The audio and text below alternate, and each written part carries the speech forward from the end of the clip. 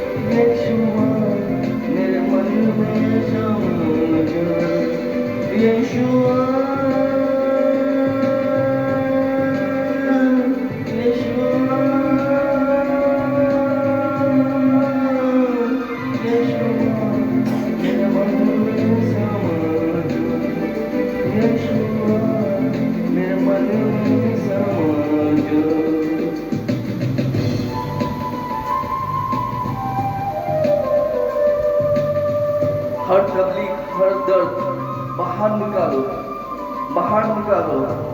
यीशु नासरी के नाम से बाहर निकल आए। हर दुख तकलीफ यीशु नासरी के नाम से बाहर निकल आए।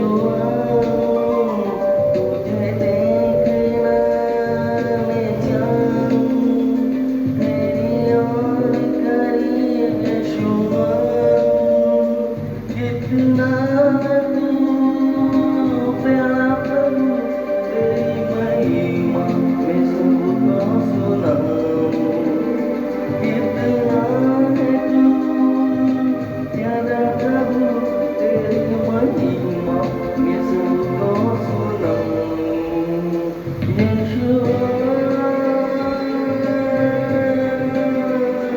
यशुआ यशुआ मेरे मन में समा यशुआ मेरे मन में समा यशुआ यशुआ यशुआ मेरे मन में समा यशुआ मेरे मन में समा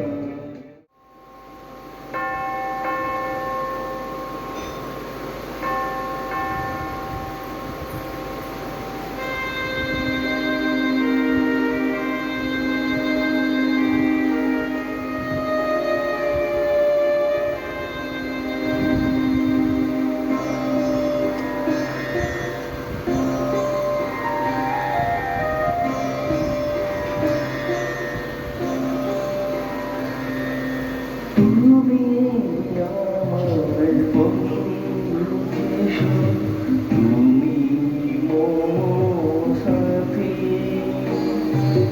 অন্ধকারে তুমি যে মোর দেখানো বাতি তুমি মোর সাথী তুমি আমার বন্ধু যিশু তুমি মোর সাথী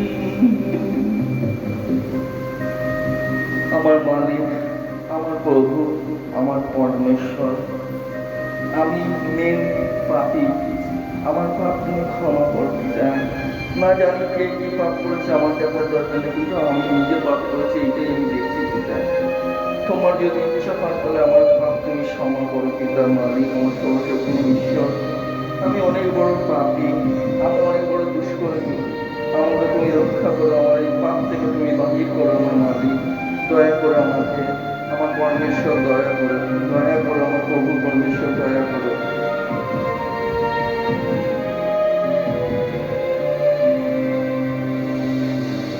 তুমি আমার ভালো প্রভু ভুলে আমায় যেও না প্রভু তুমি আমার ভালো প্রভু ভুলে আমায় যেও না প্রভু চোখে চোখে রাখো মোরে চোখে চোখে রাখো মোরে তুমি দিবসারি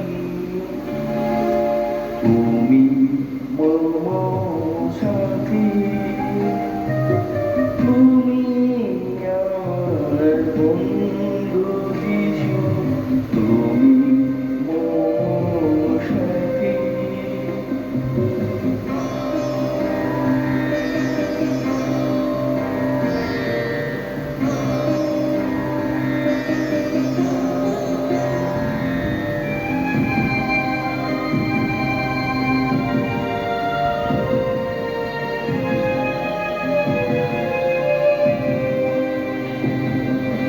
তুমি সাথে আছো প্রভু করিনার আসুর জগয় কঠিন বাধা হবে আমার জয় তুমি সাথে আছো প্রভু করিনার আসুর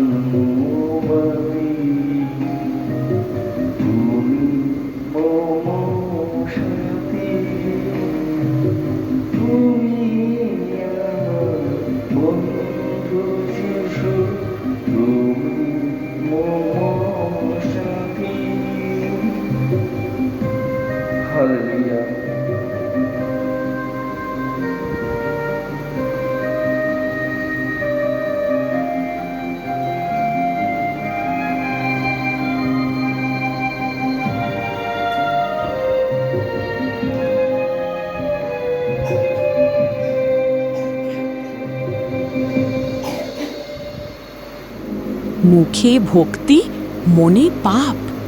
যিশুর এই কথাগুলো আজও পৃথিবীকে কাঁপিয়ে দেয়। বাইবেল আমাদের শেখায় যে সত্যিকারের উপাসনা, পবিত্র জীবন এবং পরস্পরের প্রতি ভালোবাসাই একজন বিশ্বাসীর পরিচয়। এই বাক্যগুলো আপনার জীবনকে ঈশ্বরের পথে পরিচালিত করতে সাহায্য করবে। মতি 15:8। মথি 15:8।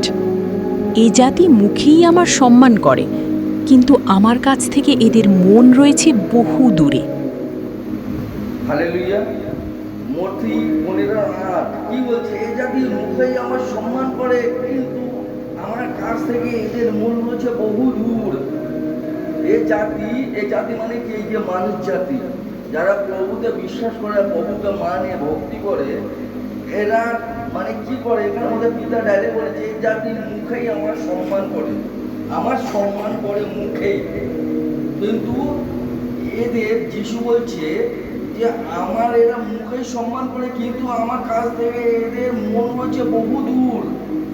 মানে আমার কাছে এদের মন নেই, এদের মন বহু দূরে রয়েছে। এরা খালি মুখেই আমার সম্মান করে, মন থেকে করে না। এদের মন তো বহু দূরে রয়েছে। কেন বহু দূরে রয়েছে জানেন? কেউ কারোর কথা সহ্য হবে না, এক্ষুনি রিঅ্যাকশন দেখবেন। এরা প্রভুর সন্তান, প্রভুকে বিশ্বাস করে, প্রভুকে সম্মান করে, প্রভুর মণ্ডলীতে বসে প্রভুর মস্তক জানে, প্রভুর মস্তক হচ্ছে মণ্ডলী, সেখানে বসে দুজনে লড়াই করছে। এরা মুখেই করে কি প্রভুকে আমি ভালোবাসি, প্রভুর প্রচার করি। যদি আমি প্রভুর প্রচার করি, তাহলে আমার জ্ঞান আছে যে প্রভুর মণ্ডলীতে বসে ঝগড়া করা যায় না। প্রভুর মণ্ডলী মানে হচ্ছে ভালোবাসা, প্রভু মানেই হচ্ছে ভালোবাসা, কারণ পিতা নিজেই একজন ভালোবাসা। তার জন্য তার একমাত্র পুত্রকে পাঠিয়েছিলেন যাতে আমাদের পাপ মুক্ত হয়। আমরা যদি এমনি করে লড়াই ঝগড়া করি, তাহলে তো সাধারণ মানুষ যারা অবিশ্বাসী তাদের থেকেও খারাপ। তোমাদের মন কোথায় রয়েছে? তোমরা সম্মান করো পিতাকে, কোথায় সম্মান করো? আমাকে বলো, একজন প্রচারক এখানে বসে আছে আমার সামনে, ধমকাচ্ছে, তবু দুগুণে লড়াই, মানে আমি ওর দিয়ে বড় হবো, ও আমার দিয়ে বড় হবে। কিন্তু লজ্জা লাগছে না পিতার কাছে কে ছোট হচ্ছে? তোমাদের সম্মানটা কোথায় যাচ্ছে? এখানে যারা যারা আছে সবাই তো দেখে নিল যে তোমাদের চরিত্র, তোমাদের মধ্যে চরিত্র কি দেখলো? যে তোমাদের মধ্যে কি প্রবল গুণ আছে, না মানুষের গুণ আছে, না অবিশ্বাসীর গুণ আছে? কি দেখলো? তোমরা একটুখানি চোখটা খুলে দেখো তো। সকলে দেখলো, মনে মনে কি ভাবলো চিন্তা করো তোমাদের ব্যাপারে, যে তোমরা নাকি প্রচারিকা, আবার এদিকে দুই বোনের লড়াই করছো। এটা হাস্যকর ব্যাপার। তাও আবার কোথায়? ঘরে বাইরে নয়, মণ্ডলীতে। তাও আবার একজন প্রচারকের সামনে, অর্থাৎ প্রভুর দাসের সামনে, আর তার মধ্যে প্রভু উপস্থিত। তার মুখ দিয়ে প্রভু বাক্য বার করে, আর এই বাক্য দেখো ওদের সাথে কথা বলছে আজকে। তারা মুখ দিয়ে পিতাই তার সম্মান করছে পিতা, তাদের থেকে মন অনেক দূর, অনেক দূর। পিতার মধ্যেই নেই ওদের মন, পিতাকে ভালোই বাসে না ওরা। যদি পিতাকে ভালোবাসে, তাহলে সে নিজের বোনকেও ভালোবাসবে, সে নিজের দাদাকেও ভালোবাসবে, দিদিকেও ভালোবাসবে, সে স্বামীকেও ভালোবাসবে, সবাইকে ভালোবাসবে। সে আমাকে বকুক বা ঝাড়ুক বা যাই কিছু করুক না কেন, আমি তাকে সম্মান করবো, আমি তাকে ভালোবাসবো। এইটাই হচ্ছে আমার প্রভুত্ব, মানে আমি প্রভুর প্রতি আমার সম্মান। এইটাই হচ্ছে আমার তার প্রতি ভালোবাসা। এরই নাম হচ্ছে প্রভুত্ব, মানে প্রভুকে সম্মান করা, প্রভুর কাছে ক্ষমা চাওয়া। যদি তুমি তোমার দিদি আর বোনকে যদি নিজের ঘরের লোককে যদি না ভালোবাসো, তাহলে অবিশ্বাসী থেকেও তোমরা মানে খারাপ, যাকে বলে বিধবা তুল্য। পবিত্র বাক্য আগের সপ্তাহতেও আবার শনিবার দিনকে দুটো দিনই কথা বলেছে। বিধবা তুল্য মানে তোমাদের কেউ নেই। তোমাদের লজ্জা হওয়া দরকার যে তোমাদের কাছে পিতা বারবার বলছে, কিন্তু তোমরা শোনো না, কারণ তোমরা পিতাকে সম্মান করো না। তোমাদের মন বহু দূর তার থেকে। তোমরা এক অপরের সাথে খালি মণ্ডলীর মধ্যে, বাড়ির মধ্যে, ঘরের মধ্যে রেষারেষি, ঝগড়া অশান্তি, আবার করবে আবার আরেকজনকে শোনাবে, আর সেও সুযোগে ফায়দা নেবে। আমি বলি, ভাই বোনে যা কিছু হোক, দাদার মধ্যে যা কিছু হোক, রাগারাগি হতেই পারে, ঘন্টা খানিকের মধ্যে সব ভুলিয়ে দাও, মনে আর রেখো না। আর যদি তুমি রাখবে তাহলে শয়তানে কাজ করবে, আর শয়তানে কাজ করবে কাদের থেকে? মানুষের মাধ্যম থেকে। তার জন্য পিতা বলছে সূর্য ডোবার আগে আগে সব কিছু ভুলিয়ে দাও, আর আমি বলবো তুমি 1 ঘন্টার মধ্যেই সব মুছে দাও, যদি তুমি পিতাকে সম্মান করো তো। কারণ অন্যজনকে সুযোগ নিতে দেবে না। আমার সাথে হচ্ছে আমি আমার বোন বুঝবো, আমি আমার দিদি বুঝবো, আমি আমার ভাই বুঝবো, বুঝছে কোনো দ্বিতীয় পার্সনকে অ্যালাউ নট অ্যালাউ, সাহস দেবো না। কেন দেবো না? আজকে আমার হয়ে কথা বলছে, কালকে ওর হয়ে কথা বলে, দুজনের মধ্যে ফুট দেবে, আর এটাই শয়তানের কাজ আর চালাকি। আর আমি চাই না কোনো শয়তান তোমাদের মধ্যে আসবে, কোনো দুষ্ট আত্মা তোমাদের সাথে খেলুক। তোমরা পিতার সন্তান, তার মানে তোমাদের মধ্যে অসীম প্রেম থাকবে। আর মন্ডলীতে কোনো সময় কেউ কারোর উপর রাগ করবে না, ঝগড়া করবে না, সে যেই হোক না কেন।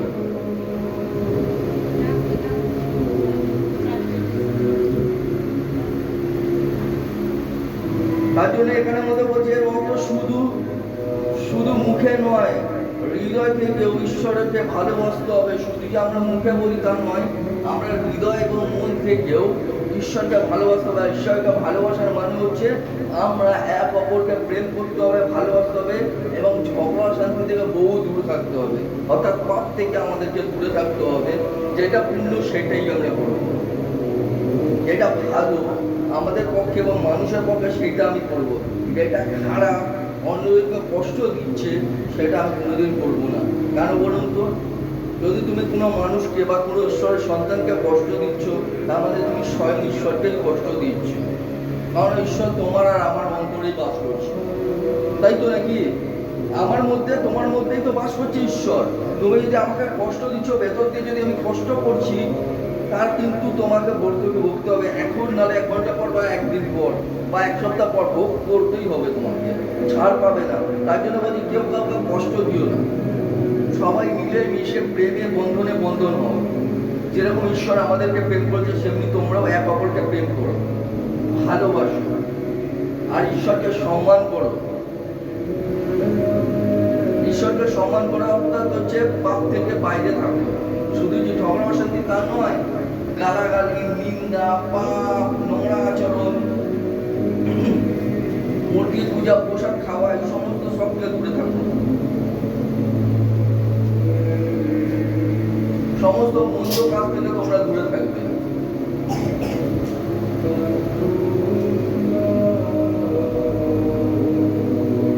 মতি 15:9। মথি 15:9। বৃথাই তারা করে আমার আরাধনা, যে শিক্ষা তারা দেয় তা মানুষের রচিত বিধান। দেখো এখানে মধ্যে বলছে মতি 15:9, বৃথাই করে আমার আরাধনা, যে শিক্ষা তারা দেয় তা মানুষের রচিত বিধান। আমার অনেক জায়গায় দেখবে, অনেক মণ্ডলীতে ঈশ্বরের আরাধনা করে এবং মানুষের নিয়ম কানুনগুলোকে পালন করে, মানুষের নিয়ম কানুনকে পালন করে। ধরে নিতে পারেন যে কোনো মাকে যদি আমি বলি যে আমাকে এটা খেতে দিতে হবে, কিন্তু তাকে না খাইয়ে আমি যদি ঈশ্বরের সামনে নিবেদন করি আর বলি আমি যখন ঈশ্বরকে দিই, তাহলে আমার মাকে খাওয়াবার কোনো নিয়ম নেই, তাহলে এটা পাপ, এটা অন্যায়। ঈশ্বর বলছে তুমি নিজের মা বাবা, আত্মীয় স্বজন, এদেরকে আগে সম্মান করো, আগে নিজের মা বাবাকে শ্রদ্ধা করো, ভক্তি করো। মা বাবাকে যদি কেউ এই করে, সে অভিশপ্ত হয়। পুরনো নিয়মে লেখাই আছে, অর্থাৎ শাস্ত্রে লেখা আছে। তার মানে এরা যা কিছু করে, অনেক কিছু নিয়ম যা নিজেদের বানানো, ঈশ্বরের বিধান অনুসারে চলছে না। এরা অনেক মণ্ডলীতে এরকম দেখা যাচ্ছে। দেখবেন অনেক মণ্ডলীতে আছে তেল, নুন, জল, এসব কারখানা করে দিচ্ছে, আর বলছে এটার দাম 10 টাকা, 5 টাকা, 20 টাকা, 100 টাকা। মানে যত দামি নেবে তত বেশি আশীর্বাদ। এই যে এই সমস্ত যে বিধান তৈরি করছে নিজেদের মধ্যে, এগুলো পাপ নয়, এগুলো অন্যায় নয়, এসব তো পাপ, এগুলো তো পাপ, অন্যায়। এগুলো নিজেই বিধান তৈরি করছে। তার জন্য বলছে এখানে আমাদের পবিত্র বাক্যতে কি বলছে এখানে মধ্যে, বৃথায় তারা আমার আরাধনা করে, যে শিক্ষা তারা দেয় তা মানুষের রচিত, মানে মানুষের বানানো, ঈশ্বরের নয়। ঈশ্বরের যা কিছু তৈরি তা পূরণ করতে পারে না এরা, এরা নিয়ম পালনই করে না। ঈশ্বরের কোনো নিয়মই নেই ধরতে গেলে। যেটা তোমার পক্ষে ভালো সেটাই করতে বলছে ঈশ্বর। ঈশ্বর নিজেদের কোনো নিয়ম তোমাদেরকে দিয়ে দেয়নি। তুমি ব্যভিচার করো না, কেউ ব্যভিচারে লিপ্ত হয়ে আছে, প্রত্যেক দিন একটা ছেলের সাথে নোংরাম করেই যাবে, আর ছেলে পাল্টিয়ে যাবে, কারণ তার অভ্যাসে পরিণত হয়ে গেছে। কাউ মূর্তি পুজোর মধ্যে এখানে প্রভুর মধ্যেও ঢুকে যাবে, এখানে মূর্তি পুজোর মধ্যেও পোশাক খেয়েই যাবে, নোংরা করেই যাবে, এইসব তার মধ্যে রয়েই গেছে।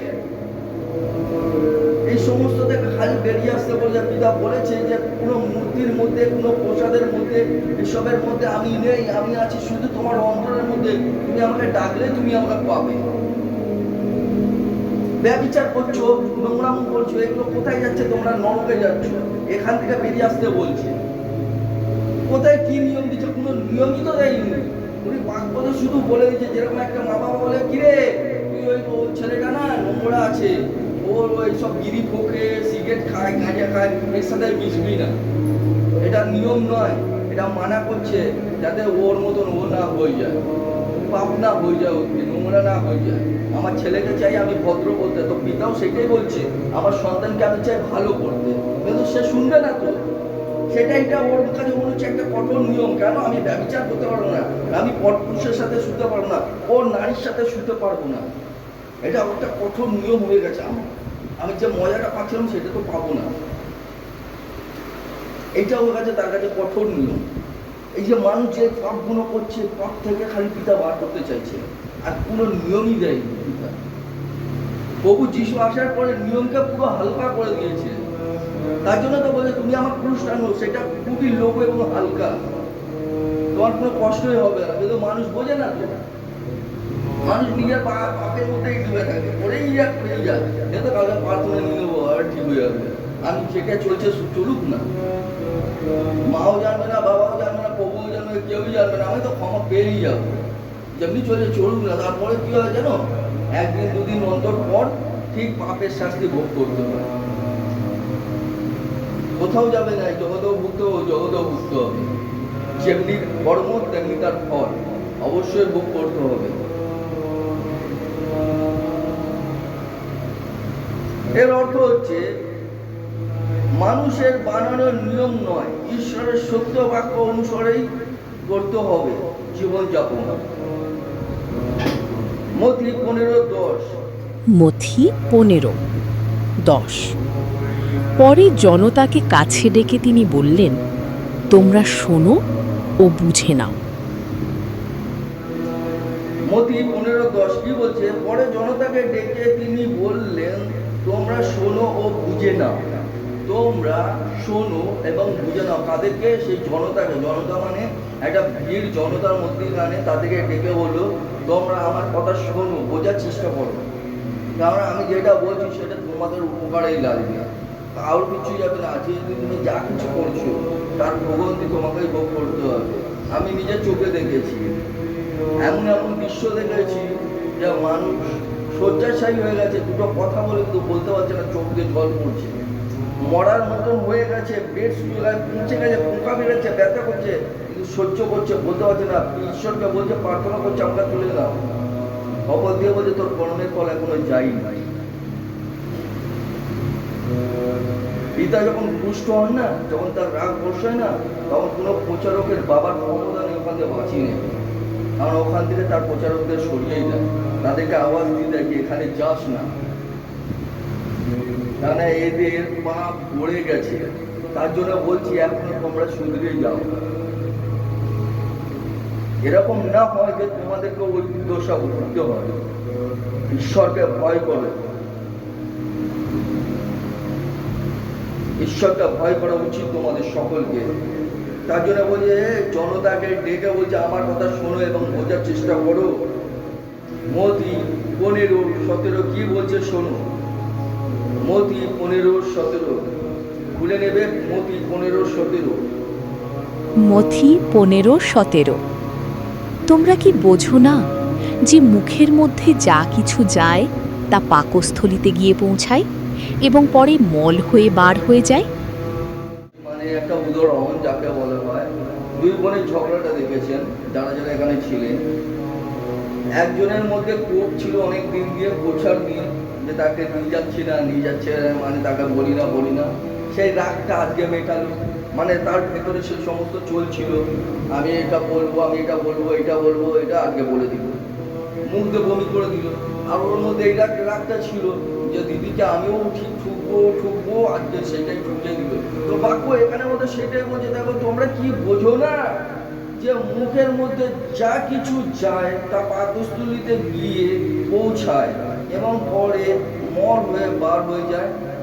অর্থাৎ হচ্ছে তোমরা যে খাদ্যটা খাচ্ছ, তোমরা যে কোনো খাবার তো খাচ্ছ, খেয়ে তো সঙ্গে সঙ্গে পায়খানায় দৌড়াচ্ছ না, সেটা তো সঙ্গে সঙ্গে হজম হচ্ছে না।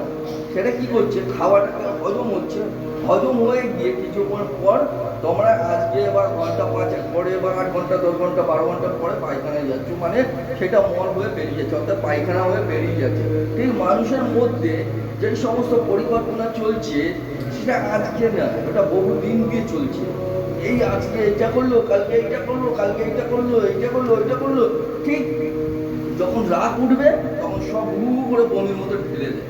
তো সেইটাই এখানে মধ্যে বলছে যে তোমরা কি বোঝো না, যা মুখের মধ্যে যা যায় কিছু যাক না কেন সেটা পৌঁছায় এবং মন হয়ে বেরিয়ে যায়। ঠিক সেইভাবে খাবার মানুষকে পাপই করে না, পাপ আসে হৃদয় থেকে। তোমাদের হৃদয়ের মধ্যে যে সমস্ত পাপ আসে সব তোমাদের ভেতর থেকে আসে। ঠিক এরকম দেখো 15-18 খুলে নেবে, 15-18 দেখো এর মধ্যে কষ্ট করে দিয়েছে, 15-18 খুলো।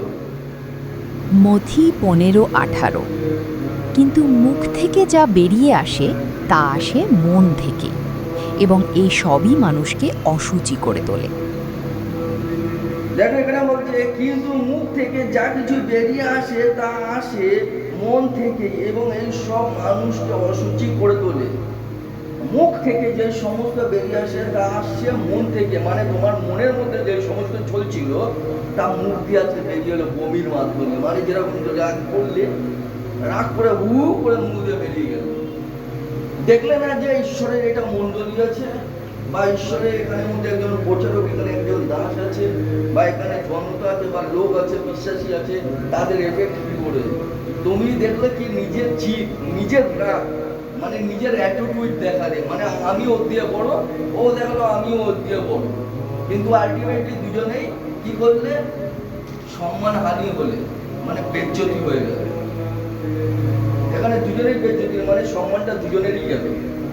কি ভাবলো, এদের বাপ মায়ের শিক্ষা নেই, দুই বোনে এভাবেই লড়াই করে, আবার এদিকে ঈশ্বরের প্রচার করে, লজ্জাও নেই, আবার বলে বড় বড় মুখ করে।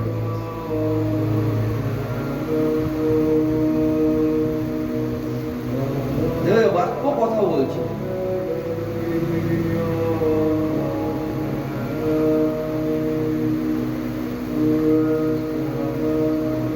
কোনো এমন মানুষ নেই যার মধ্যে কষ্ট নেই। আমাকে একজন বলতে পারো যে আমার মধ্যে কষ্ট নেই?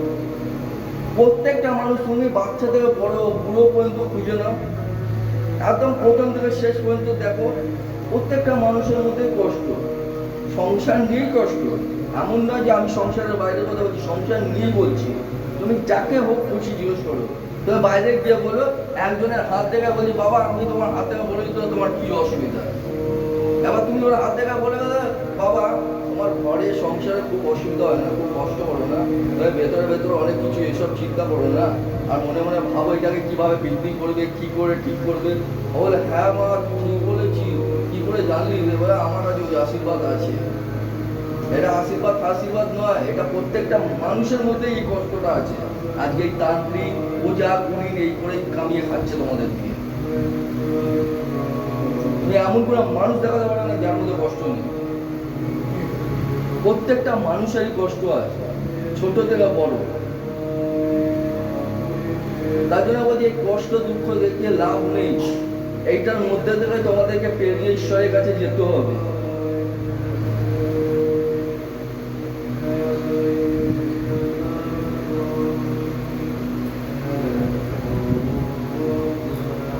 তার মানে এটা কি, এর অর্থ হচ্ছে মানুষের কথা তার অন্তরের অবস্থা প্রকাশ করে দেয়। মানুষের কথাই মানুষের অন্তরকে প্রকাশ করে দেয়। মতি 15:19। মথি 15:19। কারণ মনের ভেতর থেকে বেরিয়ে আসে যত কুচিন্তা, নরহত্যা, ব্যভিচার, লালসা, চুরি, মিথ্যা সাক্ষ্য ও পরনিন্দা। দেখো, মানুষের মন থেকে কি সমস্ত বেরিয়ে আসে তোমরা ভালো করে শুনবে। কারণ মানুষের মন থেকে অর্থাৎ ভেতর থেকে বেরিয়ে আসে যত সব কুচিন্তা, নানান রকম কুচিন্তা। কে কাঁদ দিয়ে বড় হবে, কে কাঁদ দিয়ে ছোট হবে, আমাকে এই বললো, আমাকে এই করলো, আমি ছাড়বো না, আমি এই সমস্ত চিন্তা। ঘরে গিয়ে দেখাবো এই চিন্তা। নরহত্যা, মানে ধরে নাও যে মানে ব্যবচার করে গিয়ে প্রেগনেন্ট হয়ে যাচ্ছে। অনেকে এখন হসপিটালে নার্সিংহোমে গিয়ে অ্যাবর্শন করছে, মানে বাচ্চা নষ্ট করছে। বাচ্চা নষ্ট করা কতটা মানে ক্ষতিকারক আমাদের ধারণা নেই। এক একটা বাচ্চা গর্ভধারিণী মা যাদের পেটের মধ্যে প্রেগনেন্ট হয় তাদেরকে যে অপারেশন করে, মানে একটা সুচ আর একটা মেশিন দিয়ে সে ভেতরে বাচ্চা যখন ভেতরে থাকে সেটাকে কেটে কেটে টুকরো টুকরো করে বার করে। আপনাদের আন্দাজ আছে? এটা সবথেকে ভয়ঙ্কর পাপ, এটা হচ্ছে নরহত্যা। তারপর তো এমনি আম লোকে খুন করছে, গুলি করছে, ওদের বাধে দিয়ে। সবথেকে ভয়ঙ্কর পাপ হচ্ছে যে নারী ব্যবচার করে প্রেগনেন্ট হয়ে গিয়ে ওটাকে বাচ্চাটাকে নষ্ট করে দিচ্ছে, অর্থাৎ কি অপারেশন করে বার করে দিচ্ছে। সবথেকে ভয়ঙ্কর পাপ ওইটাই, ব্যভিচার। ব্যভিচার, তারপর লালসা, তারপর চুরি। এটা তো লালসা চুরি তো বলা যাবে, ও জানেনি লালসা কাকে বলে, চুরি কাকে বলে। যে চোর সে তো চুরি করবে, আর যে লালসা সে প্রত্যেকটা জিনিসে, খাবার হোক, জিনিসপত্র হোক, যা কিছু হোক, সে লালচ করবেই। বা টাকা পরির দিকেও লালচিপানা করবেই, এটা তার স্বভাবে পরিণত। আবার মিথ্যা সাক্ষ্য, একটা মিথ্যা সাক্ষ্য ভালো মানুষকেও মৃত্যুদণ্ড দিতে পারে, আপনারা জানেন। কোনো জজ মানে কোনো কোর্টে যাবেন, কোনো মানুষকে দেখে যদি বিচার হয় ওখানের মধ্যে, যদি একটা ভালো মানুষকে হয়, যদি আপনি দাঁড়িয়ে কোর্টে দাঁড়িয়ে বলে ওকে আমি খুন করতে দেখেছিলাম আমি নিজের চোখে, আপনার সাক্ষ্য তো ওকে ফাঁসির সাজা দিতে পারে বিনা কারণে একজনের মৃত্যু। তাই এটা হচ্ছে মিথ্যা সাক্ষ্য, সবথেকে বেশি ভয়ঙ্কর ঘৃণিত। সেইটাই বলছে এখানে মিথ্যা সাক্ষ্য, পরনিন্দা। যে ঘরের কাজে ঘরের খবরগুলো আর একটা ঘরে গিয়ে বলবে, আর একটা ঘরের খবর আর একটা ঘরে গিয়ে ও মনে করছে আমি ভালো হচ্ছি না, তুই ভালো হচ্ছিস না, তুই নিন্দুক হচ্ছিস। তোকে চিনে নিয়ে চললো যে তুই নিন্দুক। তুই একজনের ঘরের কথা আরেকজনের ঘরে বলছিস, আরেকজনের ঘরের কথা আরেকজনের ঘরে বলছিস, মানে তুই একটা নিন্দুক মহিলা, মানে তুই নিন্দা করতে আসিস। কখনো এটার কথা ওইটা, ওর বোনের কথা ওর বোনের, ওর বোনের কথা ওর বোনের কাছে, এই সমস্ত করিস, মানে তুই একটা বড় নিন্দুক, যা ঈশ্বরের অভিশাপ তাদের উপরে নেমে আসে, ঈশ্বরের রাগ তাদের উপরে নেমে আসে। এর অর্থ হচ্ছে পাপের মূল মানুষের হৃদয় ও চিন্তা।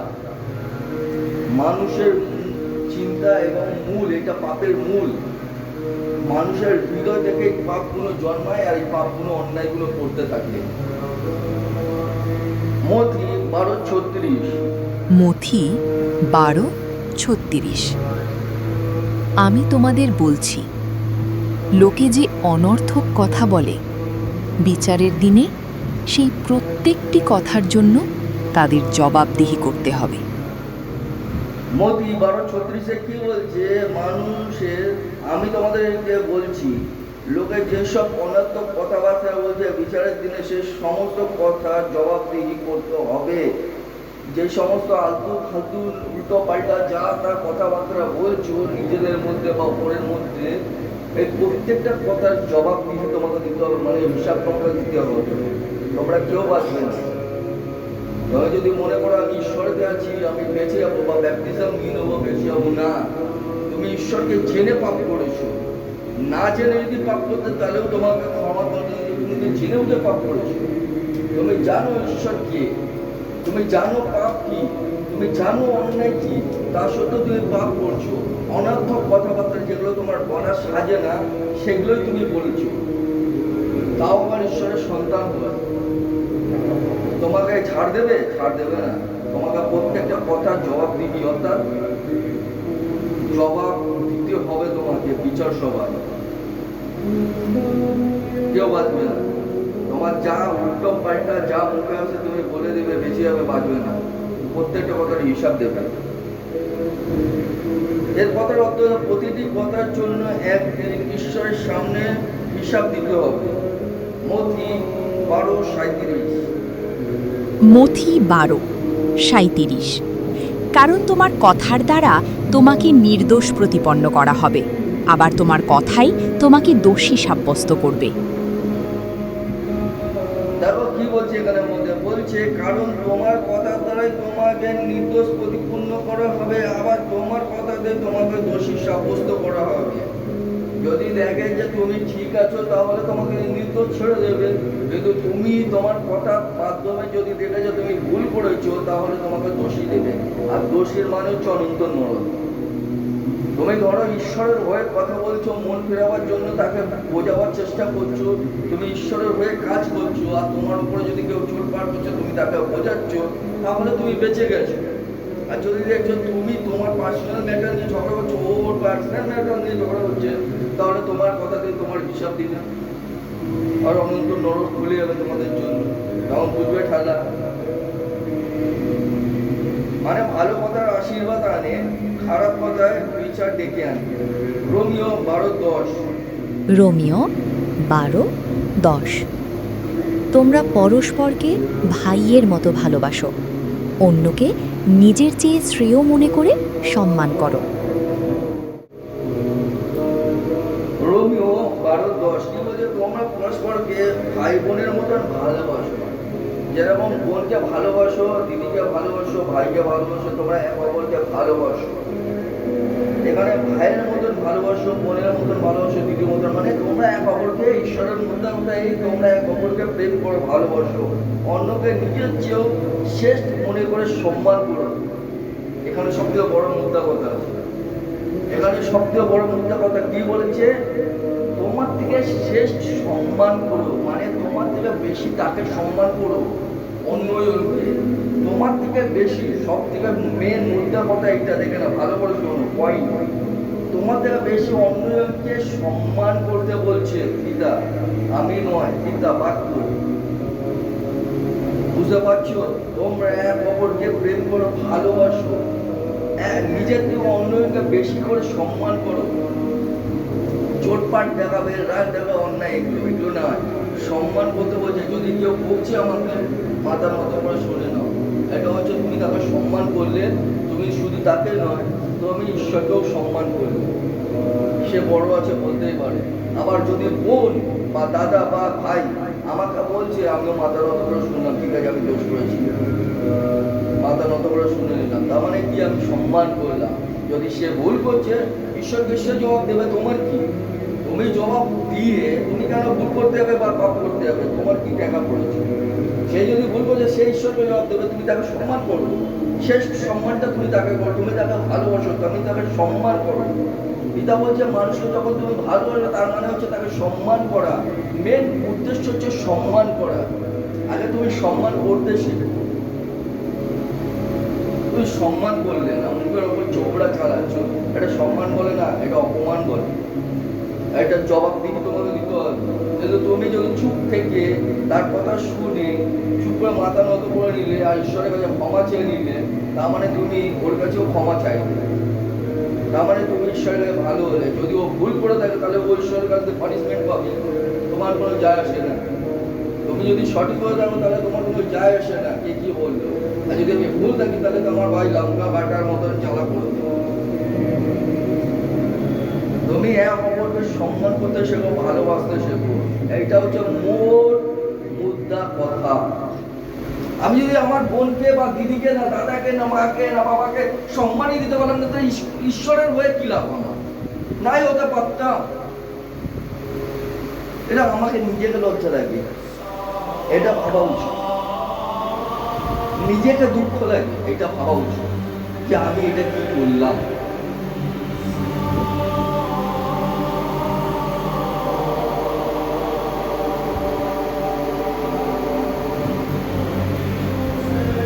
এর অর্থ কি জানেন?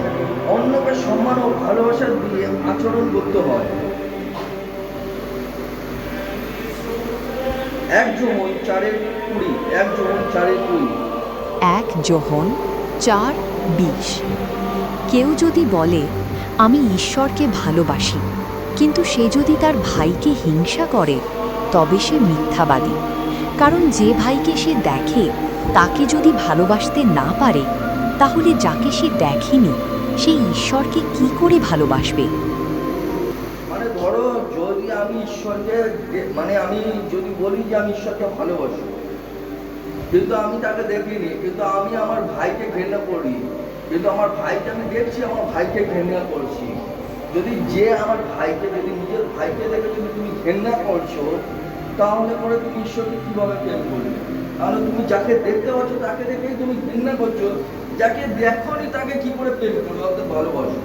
ঠিক সেইভাবে তুমি যদি নিজের দিদি বা বোনকে ভালোবাসছো, যদি বলি আমি ঈশ্বরকে ভালোবাসি, তাহলে তুমি নিজের দিদি বা বোনকে দেখে রেগে যাচ্ছ, ঘৃণা করছো, রাগ হচ্ছে, এই করছো, ও করছো, তাহলে তুমি এটা ঈশ্বরকে মিথ্যা, মানে তুমি মিথ্যাবাদী। তোমার ঈশ্বরকে প্রেম করো না, ভালোবাসো না। আর তুমি নিজের বোনকে বা দিদিকে ভালোবাসো, তুমি যাকে দেখোনি, অর্থাৎ ঈশ্বরকে দেখো, তাকে কি করে ভালোবাসো? তাকে তুমি কি করে ভালোবাসো তুমি বলো না? তোমার সামনে যদি তোমার মা আছে বা বোন আছে বা দিদি আছে বা দাদা আছে বা যাই আছে, তোমার ফ্যামিলির একজন মেম্বার আছে, তুমি তাকে দেখছো কিন্তু তাকে ঘৃণা করছো, আর যাকে তুমি দেখোনি তাকে কি করে ভালোবাসবে? এটা কি হতে পারে? সম্ভব? তাই তো পিতা বলছে, তুমি যাকে দেখোনি তুমি তাকে কি করে প্রেম করবে? তুমি বলছো না ঈশ্বরকে ভালোবাসি, এটা মিথ্যা কথা। তুমি ঈশ্বরকে ভালোবাসো না। যদি ভালোবাসলে সবার আগে নিজের ফ্যামিলিকে ভালোবাসো।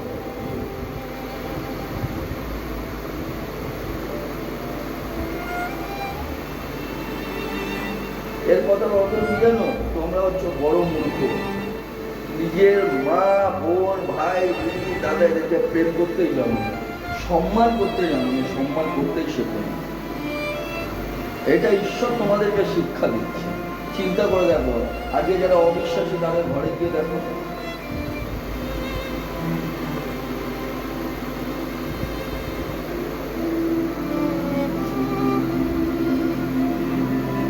তার মানে কি এখানে মধ্যে বোঝাচ্ছে? তাহলে তুমি বলো, আজকে ঈশ্বর, এই বাক্যটা আমার কবে উঠেছে আর ঘটনাটা আজকে তোমাদের চোখের সামনে, তার মানে ঈশ্বর বাক্যগুলো তুলে দেয় তোমাদের অন্তরের সমস্ত চিন্তা ভাবনা,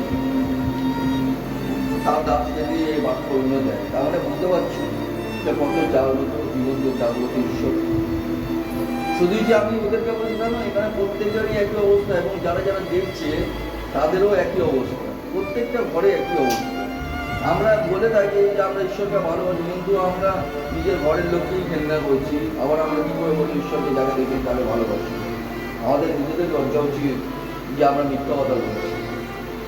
আগে আমার নিজের ফ্যামিলিকে ভালোবাসা, তারপর ঈশ্বরকে। যাদেরকে ঘৃণা করছিলাম, গান করেছিলাম, তাদেরকে আগে ক্ষমা চাওয়া উচিত। আমাদের এই তথ্য, তাদের কাছে আগে ক্ষমা চাওয়া, ক্ষমা চেয়ে ঈশ্বরের কাছে ক্ষমা চাও, যে ভুলটা করেছে যাতে এই ভুল না হয়।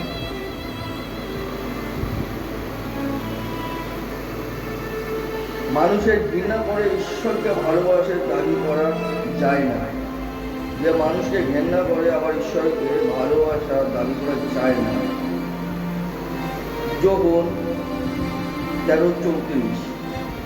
যোহন 13:34। একটি নূতন অনুশাসন আমি তোমাদের দিচ্ছি, তোমরা পরস্পরকে ভালোবেসো। আমি যেমন তোমাদের ভালোবেসেছি, তেমনি তোমরাও পরস্পরকে ভালোবাসবে। যোহন 13:34 কি বলছে? আমি একটি নতুন অনুশাসন আমি তোমাদেরকে দিয়ে যাচ্ছি, তোমরা পরস্পরকে ভালোবাসবে। আমি যেমন তোমাদেরকে ভালোবেসেছি তেমনি তোমরা পরস্পরকে ভালোবাসো। ঈশ্বর বলছে, আমি তোমাদেরকে একটা নতুন অনুশাসন দিয়ে যাচ্ছি, আমি যেমন তোমাদেরকে প্রেম করেছি, ভালোবেসেছি, তোমরাও এক অপরকে ভালোবাসবে। আমি আপনাদেরকে সত্যি কথা বলছি, ভালোবাসা এমন একটা জিনিস আছে না, যে গভীর থেকে গভীর পাপ থেকে মানুষকে বাঁচিয়ে নিতে পারে। রাগের চোটে মানুষ এক অপরের সাথে ঝগড়া করে, রাগের চোটে মানুষ কিন্তু বিপদ ডেকে আনে, পাপ করে ফেলে, অন্যায় করে ফেলে। তুমি যদি ওর উপরে রেগে রাখো, সে যদি অন্যায় করে ফেলছে, সেই অন্যায়ের ভাগিদারিও কিন্তু তোমাকে ভোগ করতে হবে। তার জন্য সাবধান। প্রেম করে ভালোবেসে তাকে সত্য পথে নিয়ে চলার চেষ্টা করবে। এক অপরকে প্রেম করে ভালোবাসো, যাতে কেউ কাউকে বঞ্চিত না হয়। হালেলুয়া। এর কথার অর্থ হলো, যিশুর মতো নিঃস্বার্থ ভালোবাসা দেখতে হবে। যোহন 13:35। যোহন 13:35। যোহন 13:35। পরস্পরের প্রতি তোমাদের এই ভালোবাসা দেখেই সকলে জানবে তোমরা আমার শিষ্য। দেখো এখানে মধ্যে বলছে তোমাদের মধ্যে এক অপরের মধ্যে ভালোবাসা দেখেই সকলে জানতে পারে তোমরা ঈশ্বরের সন্তান অর্থাৎ শিষ্য। সকলে তোমাদের একতা দেখে, তোমাদের ভালোবাসা দেখে মানুষ জানতে পারবে যে এরা ঈশ্বরের সন্তান, এরা ঈশ্বরের মানে প্রভু যিশুর শিষ্য, এরা ঈশ্বরের কাজ করে। কিন্তু তোমরা যদি রাস্তাঘাটে ঘরে দরবারে যেখানে সেখানে যদি ঝগড়া করো, তোমাদেরকে কি বলবে তখন? তোমরা নিজেদের চিন্তা করো, এরা প্রচারের কাজ করে না, নিজেদের মধ্যে আবার আমাদেরকে জ্ঞান দিতে এসেছে, ঠাট্টা করবে। তা আমি শয়তানকে সুযোগ নিতে দেবো কেন? আমাকে যদি কেউ বকছি, আমি মাথা নত করে নিলাম, ঠিক আছে তুই বক, বড় হ, আমি তোকে সম্মান দিলাম। আবার তোমাকে যদি ও বলছে, তোমাকে ও বলছে, ও মাথা নত করে শুনলাম, এইটা হলো ভালোবাসা, সম্মান করা। কেউ কারোর থেকে বড় বলে না, বরঞ্চ তুমি এক অপরের সম্মান দিলে। তুমি ভাবো না যে আমি ওর কাছে হেরে গেলাম, হারলে না, তুমি বরঞ্চ জিতে গেলে।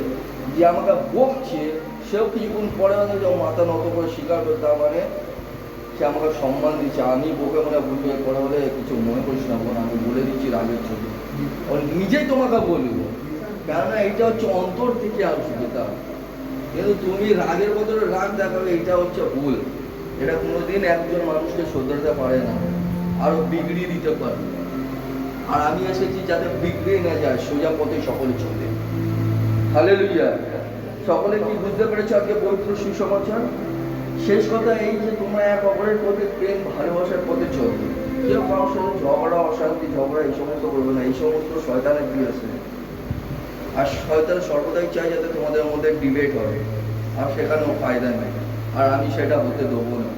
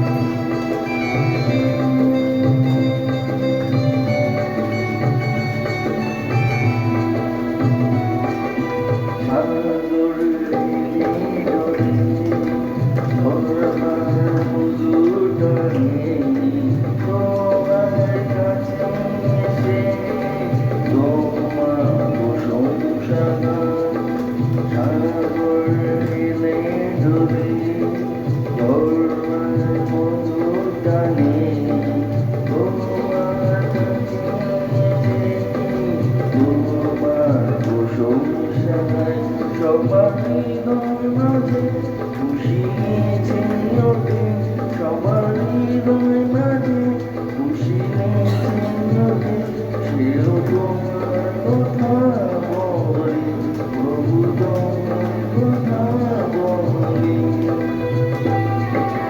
ওরে সোনালো,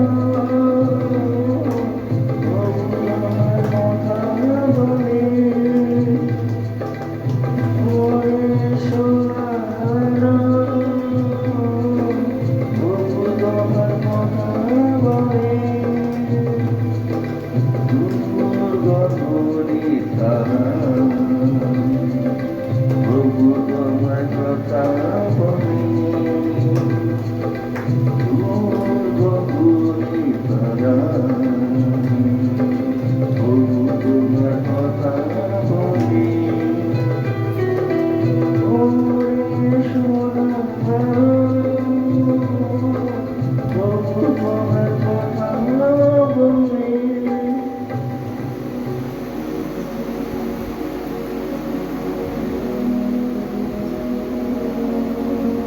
হাত উঠাও, হাত উঠাও, হাত উঠাও।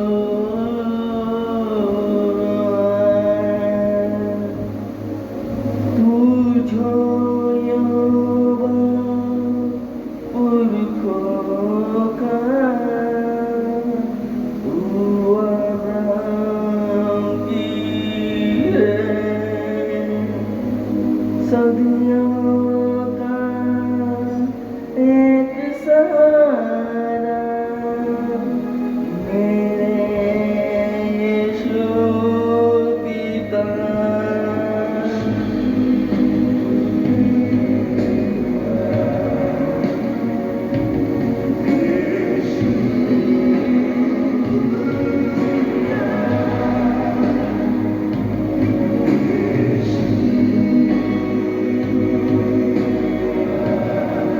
हाथ उठा के दुआ करो, दुआ करो, हाथ उठा के दुआ करो। आँख बंद, चोख बंद, चोख बंद। तू जो यहोवा उनका होगा, तू आवाज़ी है। सदियों